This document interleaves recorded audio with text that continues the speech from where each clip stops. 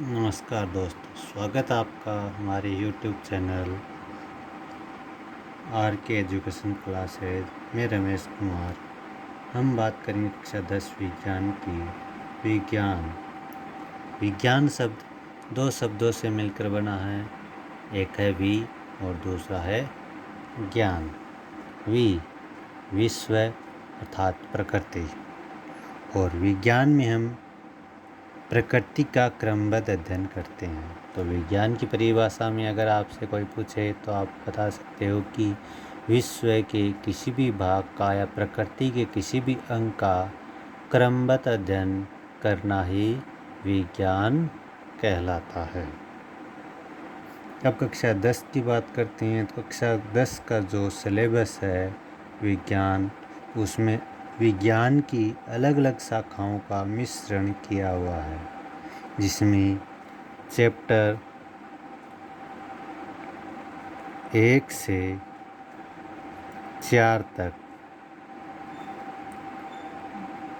रसायन विज्ञान के बारे में चर्चा की गई है, अर्थात रसायन केमिस्ट्री। चैप्टर 5 से 8 तक जीव विज्ञान के विषय में चर्चा की गई है। चैप्टर 9 से 12 तक भौतिक विज्ञान के विषय में चर्चा की गई है। चैप्टर 13 है वो पर्यावरण से संबंधित है, ईवीएस से संबंधित है, जिसमें प्रकृति के अंदर होने वाले विभिन्न परिवर्तन और जो पर्यावरण में जो घटनाएं घटित होती है उससे संबंधित चर्चा की गई है। अब हम कक्षा 10 में ही चैप्टर प्रथम के ऊपर चर्चा करते हैं। चैप्टर फर्स्ट जो है रासायनिक अभिक्रिया एवं समीकरण। रासायनिक अभिक्रिया एवं समीकरण। हम अपने आसपास अनेक घटनाओं को देखते हैं, जिसमें या फिर अनेक क्रियाएं हमारे आसपास होती रहती है, जैसे कि हम लोहे की वस्तु को खुले में रखा हुआ देखते हैं, या भोजन को पकता हुआ देखते हैं, दूध को गर्मियों में हम खुला रख करके छोड़ देते हैं, सांस लेते हैं, बिजली का चमकना होता है। ऐसी अनेक घटनाएं हमारे आसपास होती रहती है। लेकिन इन घटनाओं में हम कुछ क्रियाएं भी देखते हैं, अर्थात पदार्थ के भौतिक व रासायनिक परिवर्तनों के बारे में हम पिछली कक्षाओं में पढ़ भी चुके हैं। और रासायनिक परिवर्तन तभी होता है जब पदार्थ में किसी न किसी प्रकार का परिवर्तन होता है।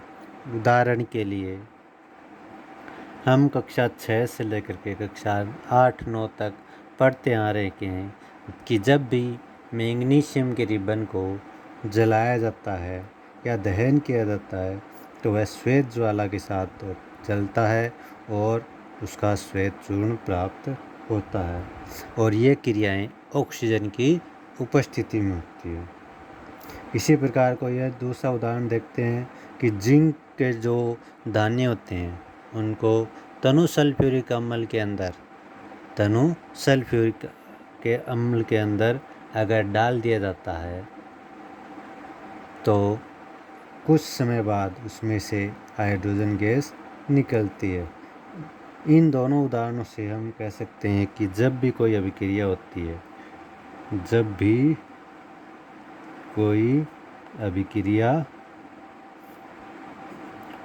होती है तो निम्न घटनाएं होना आवश्यक होता है, जैसे पदार्थ की अवस्था परिवर्तन। दूसरा परिवर्तन हो सकता है पदार्थ के रंग में परिवर्तन। तीसरी घटना हो सकती है गैस का निष्कासन। और चौथी घटना हो सकती है ताप में परिवर्तन। अर्थात इन सभी उदाहरणों से या इन सभी घटनाओं से हम कह सकते हैं कि जब भी कोई अभिक्रिया होती है तो ये सब परिवर्तन अवश्य ही होते हैं, और ये सब हम अपने आसपास होने वाली घटनाओं में भी देखते आ रहे हैं। इन घटनाओं से हम रासायनिक अभिक्रियाओं के बारे में आगे पढ़ते हैं। तो आगे बात करते हैं रासायनिक अभिक्रियाओं की या रासायनिक समीकरण की। रासायनिक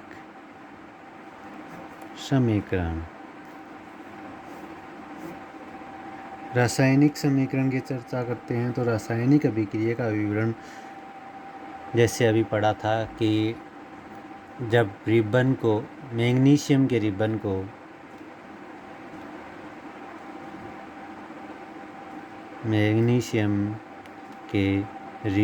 को वायु की उपस्थिति का मतलब है ऑक्सीजन की उपस्थिति में जलाया जाता है तो यह श्वेत ज्वाला के साथ सफ़ेद श्वेत चूर्ण, और यह श्वेत चूर्ण किसका है? मैग्नीशियम ऑक्साइड का।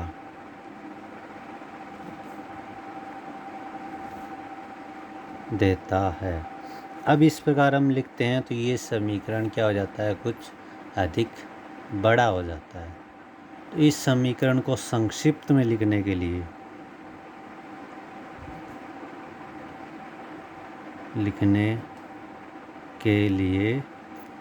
समीकरण का उपयोग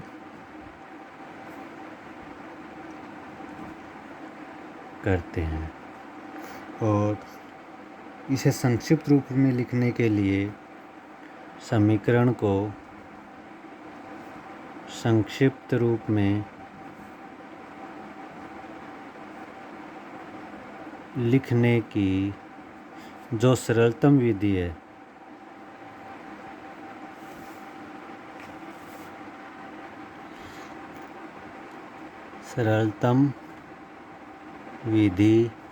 है, उसे शब्द समीकरण कहते हैं। तो जो विवरण या जो अभिक्रिया होती है उस अभिक्रिया को संक्षिप्त रूप में लिखना या छोटे रूप में लिखने की जो विधि है और जो सरल विधि है उसी विधि को हम शब्द समीकरण कहते हैं। अब शब्द समीकरण में होता क्या है कि जो जो अभिक्रियाएं या जो जो घटनाएं होती है उनको संक्षिप्त रूप में लिखा जाता है। जैसे अभी हमने पढ़ा था कि मैग्नीशियम के रिबन को वायु की उपस्थिति अर्थात मैग्नीशियम को ऑक्सीजन की उपस्थिति में जलाया जाता है, तो लिखेंगे मैग्नीशियम प्लस ऑक्सीजन,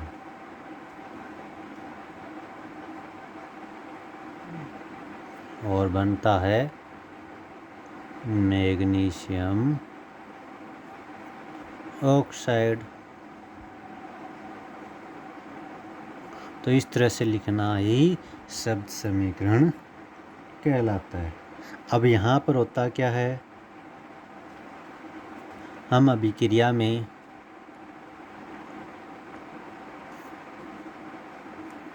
मैग्नीशियम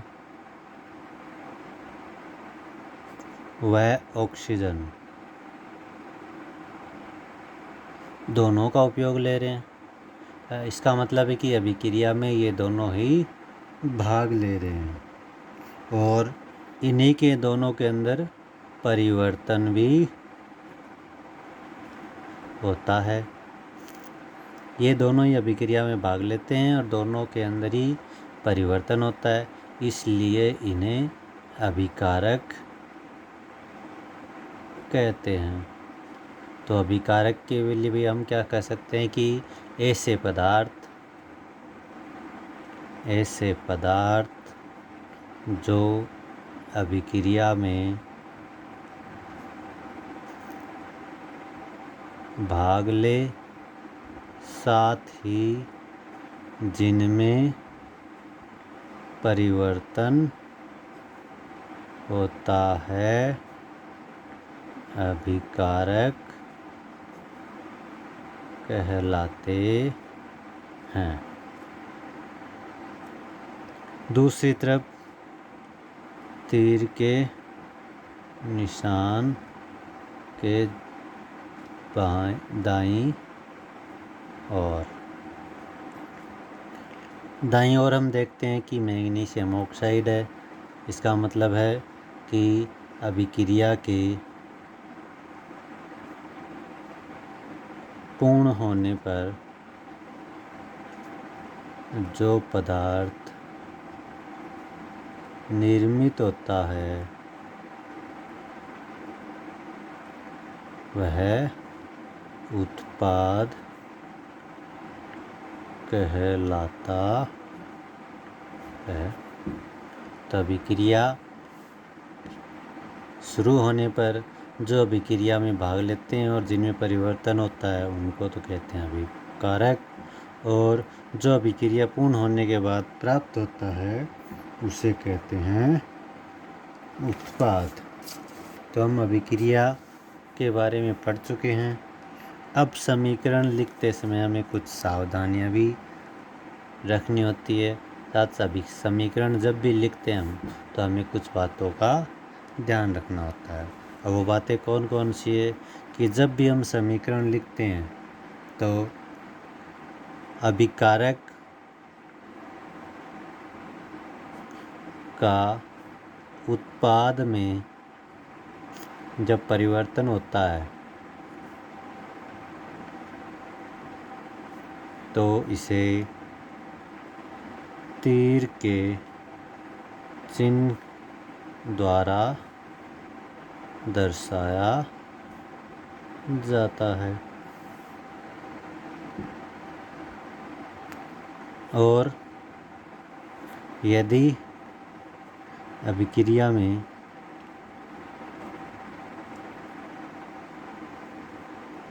दो या अधिक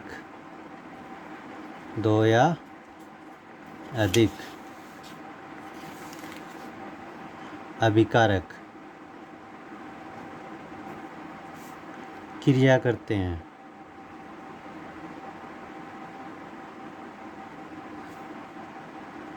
तो इन्हें प्लस या धन के निशान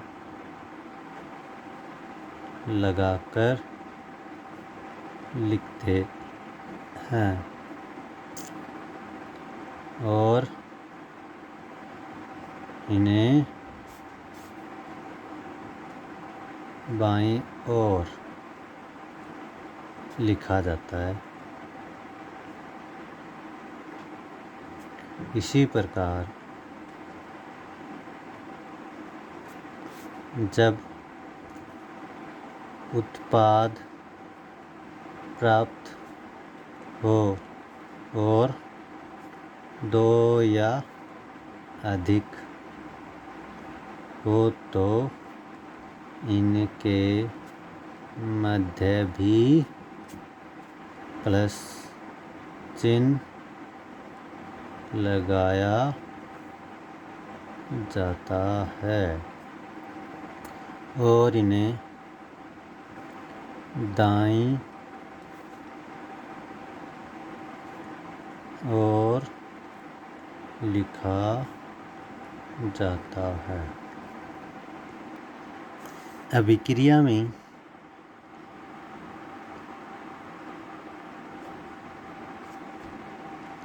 तीर का निशान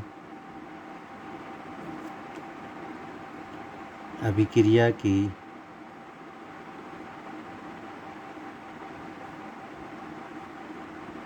दिशा बताता है। तो ये तो हो गई अभिक्रिया समीकरण लिखते समय सावधानियाँ। अब रासायनिक समीकरण को हम लिखते कैसे हैं। तो जैसे अभी हमें जो ऊपर बात बताई उसका एक उदाहरण देख लेते हैं। उदाहरण के लिए जैसे अभी हम पढ़ रहे थे मैग्नीशियम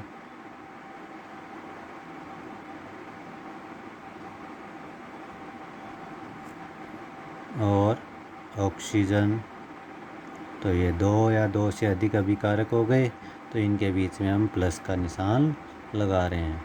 फिर तीर का निशान ये बताता है कि अभिक्रिया किस दिशा में जा रही है। फिर उत्पाद में हमारे पास मैग्नीशियम ऑक्साइड, तो ये एक उत्पाद प्राप्त हुआ, इसलिए यहाँ पर हम किसी प्रकार के प्लस चिन्ह का उपयोग नहीं करेंगे। अब हम समीकरण लिखना सीखते हैं। तो रासायनिक समीकरण लिखना। तो रासायनिक समीकरण लिखने के लिए हम चर्चा करते हैं। जैसे तो समीकरण को अब हमने ऊपर पढ़ा था कि मैग्नीशियम और ऑक्सीजन इन दोनों अभिकारकों का उपयोग करके हम अभिक्रिया को लिखते हैं, लेकिन ये अभिक्रिया भी थोड़ी सी या ये समीकरण भी थोड़ा सा बड़ा हो जाता है, तो इस समीकरण को और संक्षिप्त भी लिखा जा सकता है। तो समीकरण को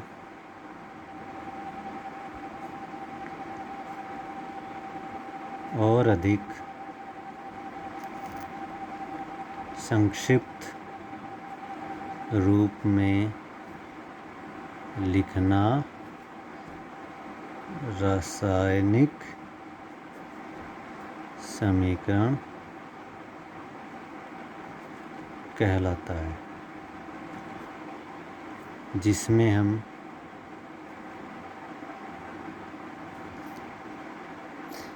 शब्द की जगह या शब्दों की जगह रासायनिक सूत्रों का उपयोग करते हैं। तो रासायनिक सूत्रों का उपयोग करते हैं, जैसे अभी ऊपर वाले उदाहरण का ही लिखते हैं मैग्नीशियम प्लस ऑक्सीजन, तो मैग्नीशियम ऑक्साइड।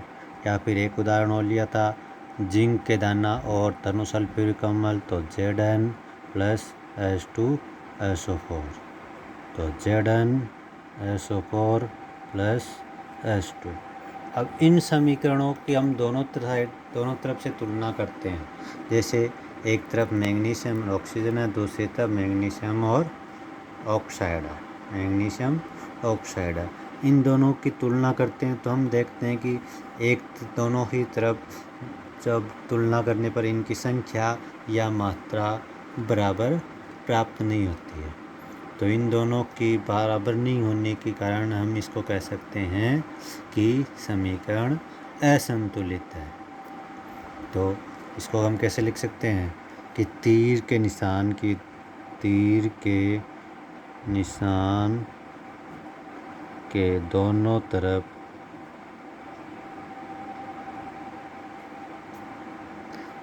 परमाणुओं की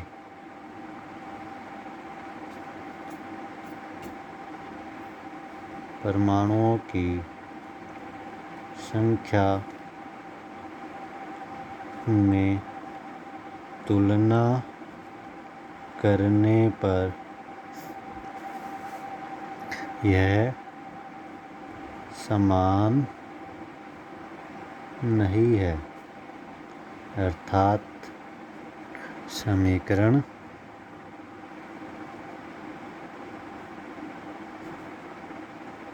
असंतुलित है।